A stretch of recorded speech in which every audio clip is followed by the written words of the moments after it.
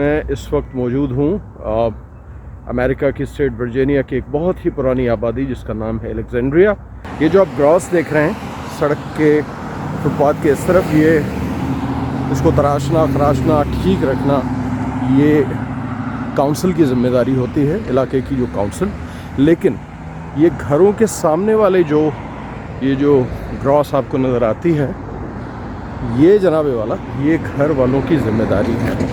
इस वक्त मैं जब इस कोने पे पहुंचा तो उस खातून ने गाड़ी कर ली और मुझे मुस्कुरा कर इशारा किया कि आप आगे जाइए। तो ये एक कॉमन वैल्यू है यहाँ पे और इसको सब परसू करते हैं। Hey, how are you doing? You look good. He is good. Oh, He sees he's other observing people. somebody else. He He's loves interested to- somewhere He else. loves to kill children. Yeah, He does. He right. wants to play with them because they're close to his size. Right. Okay, I'm a gentleman. I'm actually looking for a shopping mall. Somebody told me that is this side, and So there's a mall, what they call strip mall, with the grocery store over here. right. You need to go this way and then left. So I have to go back. Go back and then left, and then you'll see it on your right. So it's 5-7 minutes walk maximum. Oh, yeah, absolutely. Right. Not far at all. Thank you. Nice welcome. meeting you. Nice Thank you, to- much. pleasure. Thank you. वो कहते हैं ना कि तलाश करने पर कुछ भी मिल जाता है। आप साबित कदम रहें, अपनी जद्दोजहद को जारी रखें, आगे बढ़ते रहें, तो गाइड करने वाले भी आपको मिल जाएंगे, बताने वाले भी आपको मिल जाएंगे और आप बिलाखिर उस मंजिल पर ज़रूर पहुँचेंगे जिसकी आपको तलाश है। ज़िंदगी खासी खूबसूरत है और मैनेज्ड है और तरतीब में है और इंसानी ज़रूरत के हिसाब से है। क्या बात है।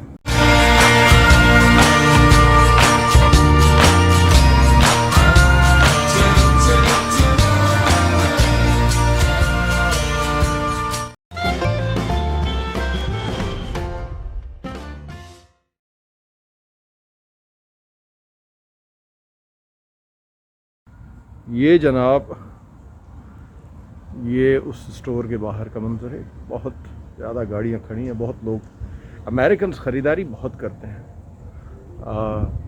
शायद इनकी ज़िंदगी का ये एक ऑब्जेक्टिव है कि ज़िंदगी में आए हैं, मेहनत भी करते हैं, पैसा भी कमाते हैं, तो उस पैसे को ख़र्च किया जाना चाहिए। मैंने एक किसी किताब में पढ़ा था कि जब तक आप पैसा खर्च नहीं करते तब तक वो एक नंबर होता है। पैसा वही होता है जो आप एक्चुअली कहीं जाके अपने मकसद के लिए ख़र्च करते हैं। तो ये लोग कमाते हैं बहुत मेहनत करके, यहाँ रिवाज है मेहनत करने का, और उस मेहनत के बाद जो पैसा इनको मिलता है, ये सेविंग्स का रुझान ज़रा कम है। और उसकी खालिसतन एक वजह यह है कि यहाँ पे जो लोग हैं, रियासत चूँकि बहुत सारी चीज़ों की रिस्पॉन्सिबल बनी हुई है, सस्ते घर, सस्ती गाड़ियाँ और ज़िंदगी की बाकी सहूलियात, तो सर्टेनिटी है नफ्सियात के अंदर। हमारे यहाँ अमीर लोग जिनके पास अरबों खरबों रुपए होते हैं, वो भी लोग अनसर्टेनिटी का शिकार होते हैं, जिसकी वजह से हर आदमी ज़्यादा से ज़्यादा मनी कंसंट्रेशन में लगा हुआ है।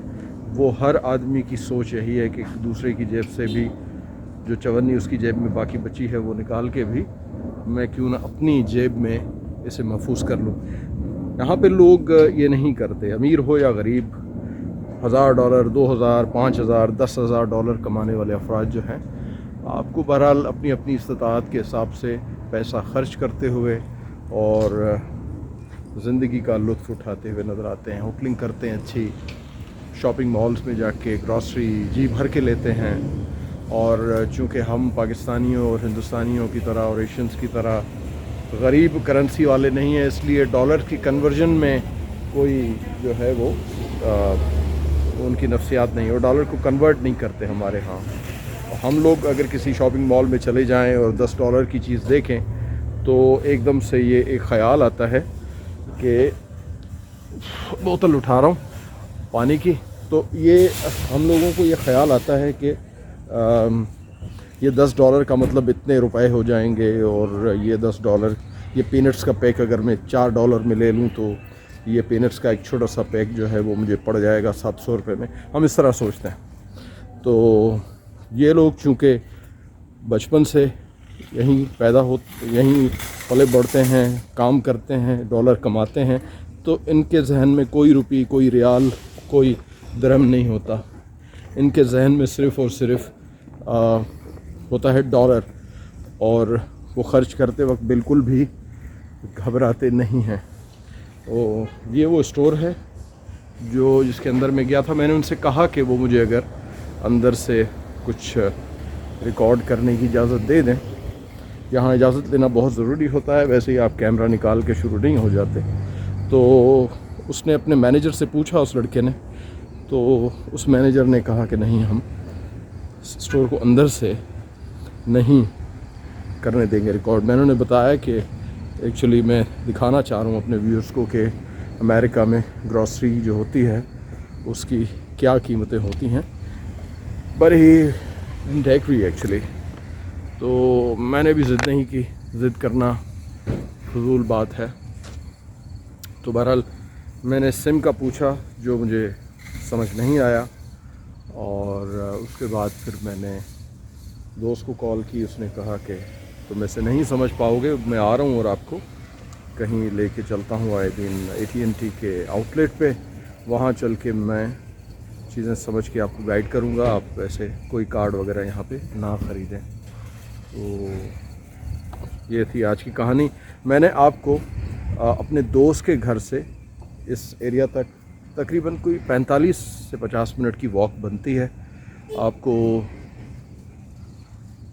गलियां भी दिखाईं, सड़क पार करना भी दिखाया, और ये मॉल का बाहर का मंज़र भी आप देख रहे हैं।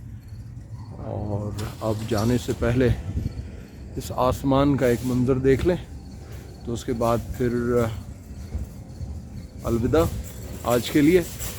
और अब आने वाले दिनों में फिर किसी और जगह का आपको नज़ारा जो है वो कराया जाएगा।